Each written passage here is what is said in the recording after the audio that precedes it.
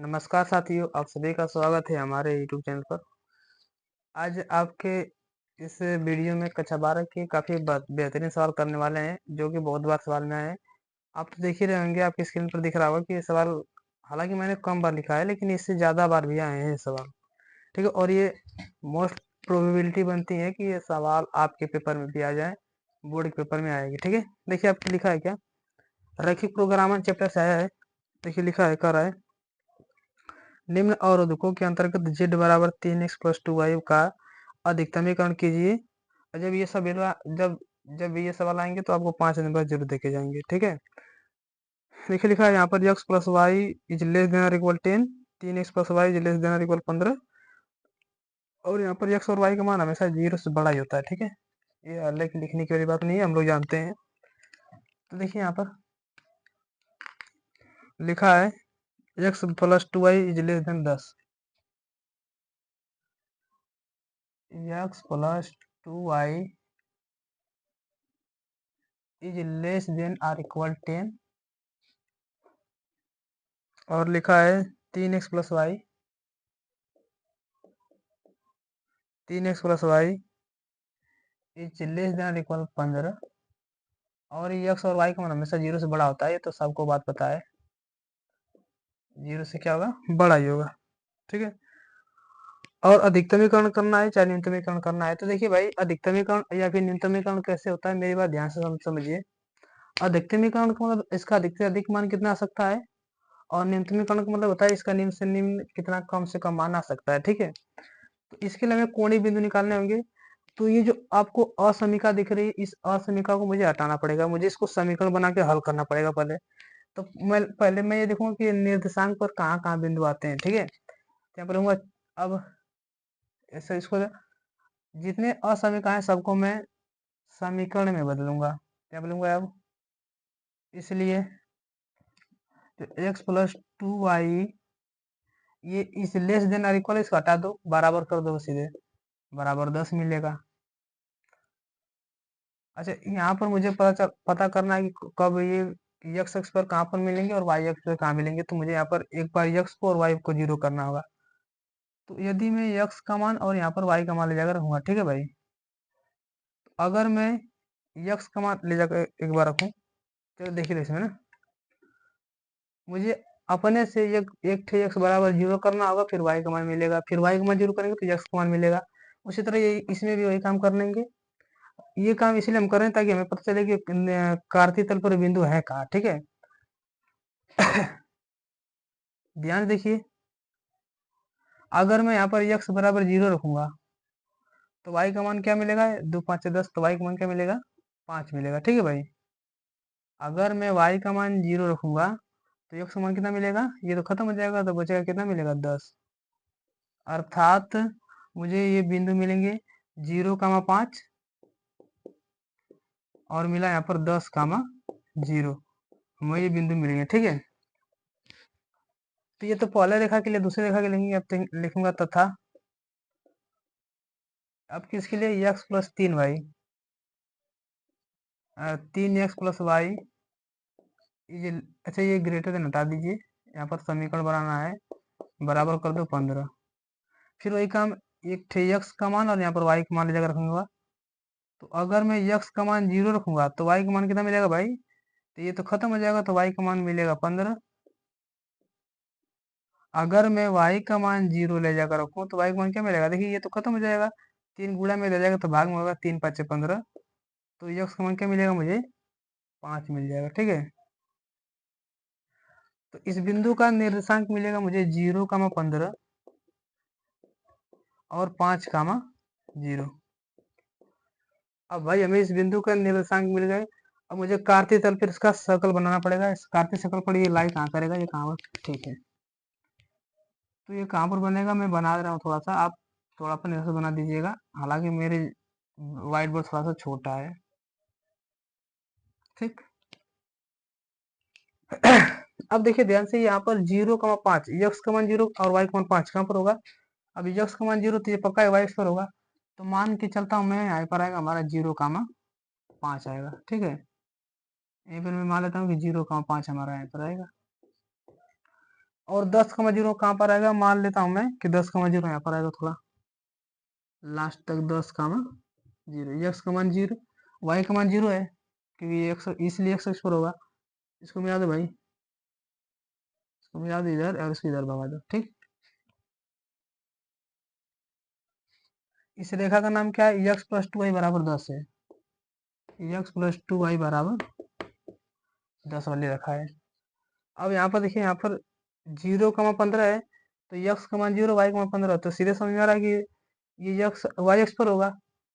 और ये कितने पे दूरी पर जाना है, +15, तो मतलब ये 0,+15 होगा। तो 5 से तो ऊपर ही होगा +15, तो मान लेते हैं ये पर होगा 0,15 दिख रहा है ना। यहाँ पर मान लेता मैं 0,15 होगा। भाई थोड़ा देख लीजिए ना, दिख रहा है कि नहीं। तो हाँ, सही है, ठीक है। अच्छा, 5,0 का होगा, ये तो समझ में आ रहा है कि इससे पहले ही होगा 5,0, क्योंकि 10 से पहले 5 आता है, इसको मिला दीजिए। तो यहाँ पर मिलेगा 5,0, इसको इधर भगा देंगे। अब देखिए ध्यान से, क्या ये रेखा एक दूसरे को प्रतिच्छेद कर रही है, तो ये प्रतिच्छेदन बिंदु भी तो मुझे निकालना पड़ेगा कि किस बिंदु पर रेखा प्रतिच्छेद कर रही है।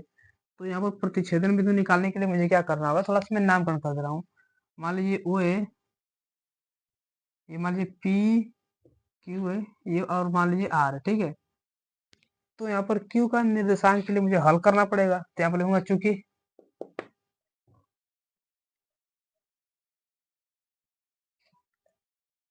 समीकरण, अब देखिए समीकरण ये 1 और ये 2 रहा, मुझे हल करना पड़ेगा ना, तो हल करूंगा तभी तो प्रतिच्छेदन बिंदु मिलेगा, तो मुझे हल करना पड़ेगा।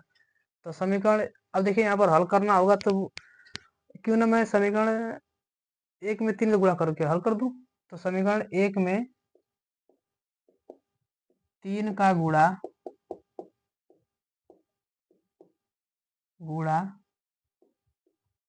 करके समीकरण 2 क्या कर दो, घटा दो। मान लीजिए समीकरण 1 है और ये समीकरण कितना है, 2 है। समीकरण 2 को घटाने पर, ठीक है भाई, घटाना होगा। तो समीकरण 1 में 3 का गुणा करें, 3 में 1 से गुणा करूंगा तो 3 हो जाएगा, 3 दूनी 6y, 3 दामा 30 हो जाएगा। और यहाँ पर मुझे किस, इसे तो घटाना था सीधे डायरेक्ट, 3 हो जाएगा प्लस वाई बराबर मिलेगा यहाँ पर 15। अब भाई घटाना होगा तो प्लस है तो माइनस, माइनस है तो प्लस, प्लस है तो माइनस हो जाएगा, ठीक है। 3 दोनों का शकल बराबर है, कट जाएगा। और यहाँ पर मिलेगा 6 में से 1 माइनस करूंगा तो यहाँ पर क्या मिलेगा मुझे, 5 वाई मिलेगा क्या, बराबर 30 में से 15 खा जाऊंगा तो मिलेगा 15, तो 5×3=15, तो y का मान कितना मिल गया मुझे भाई, तो y का मान तो 3 क्या मिल गया मुझे। अब y का मान समीकरण 1 में ले जाकर रख दूं तो x का मान भी मिल जाएगा। तो समीकरण 1 से समीकरण 1 हमारा ये रहा, x+2y है, तो x+2 इंटू वाई का मान हमारा कितना है, 3 बराबर 10। तो x+2=6 बराबर 10, प्लस हो जाएगा तो माइनस हो जाएगा, तो x बराबर 10 माइनस 6 बराबर 4। तो x का निर्देशांक मिलेगा मुझे 4।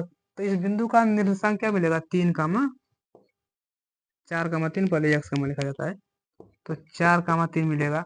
अर्थात ये बिंदु क्या हमारा है, 4,3, ठीक है भाई। अब देखिए, अब यही बात, अब इसको आती है रंगने वाली बात।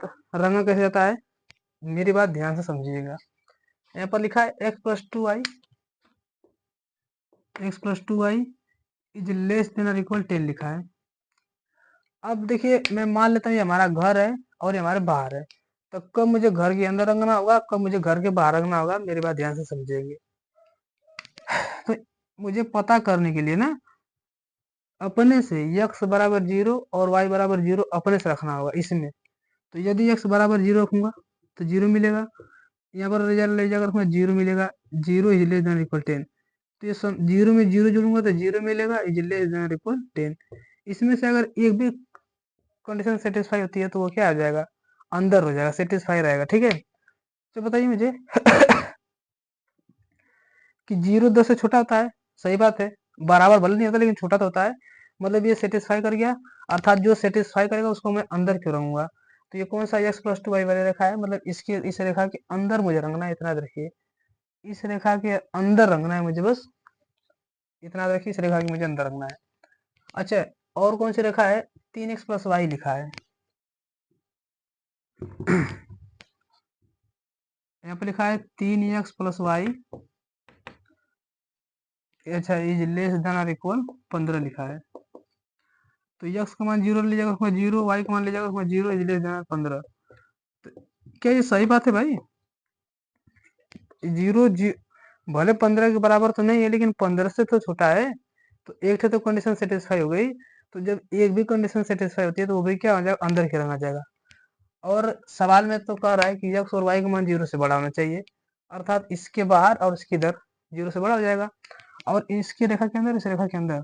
तो मेरी बात ध्यान से समझिएगा कि चारों क्षेत्र के बीच में कौन सा क्षेत्र आ रहा है, ठीक है, इसके अंदर, इस रेखा के अंदर, इस रेखा के ऊपर, इस रेखा के राइट साइड में। तो ध्यान से देखेंगे तो हमारा कोणीय बिंदु हमारे मिल रही है, ये वाले जो मैं रंगा हूँ यही तो मिलेगा मुझे, ठीक है। और ये जो रंगा हूँ तो ये हमारे कोणीय बिंदु कहलाते हैं, ठीक है। और इस कोणीय बिंदु पर हमें पता चलता है कि कौन सा बिंदु अधिकतम देगा कि न्यूनतम ही देगा, ठीक है। इसको मैं रफ कर रहा हूँ।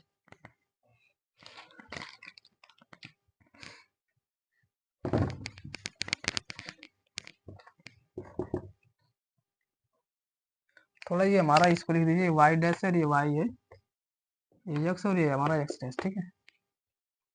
तो हमारे कोणीय बिंदु क्या मिलेगा भाई, कोणीय बिंदु। अच्छा, और हमारा जेड बराबर सवाल में लिखा है ना, शायद क्यों लिखा था ना जेड बराबर,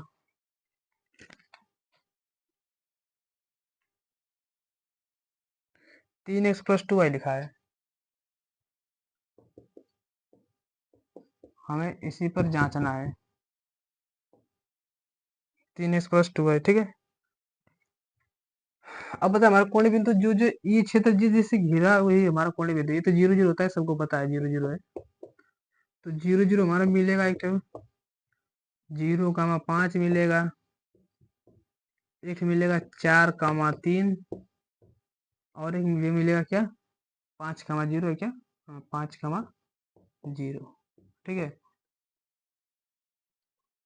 अब यहाँ पर ले जाकर रखूंगा मैं x का मान 0, तो ये तो 3 0 यहाँ 0, y का मान ले जाकर रखूंगा 0, तो 0 प्लस 0 कितना मिलेगा, 0 मिल जाएगा मुझे। x का मान ले जाकर रखेंगे 3 में 0 गुणा करूंगा 0, बचेगा 5 दूनी 10, तो यहाँ पर इस बिंदु पर मिलेगा 10। यहाँ पर ले जाकर रखूंगा भाई 4 3 12 और 3 दूनी 6, तो 12 प्लस 6 कितना मिलेगा, 18। यहाँ पर x का मान ले जाकर 5 3 15 और y का मान 0, तो यहाँ पर क्या मिलेगा, 15, 5 3 15 से, ठीक है। तो मुझे बताइए भाई, इस कोणीय बिंदु का मान कितना कितना मुझे मिल गया है, ये हमारे कोणीय बिंदु है। हमसे पूछा क्या है, हमसे साथ सवाल में अधिकतमीकरण पूछा था।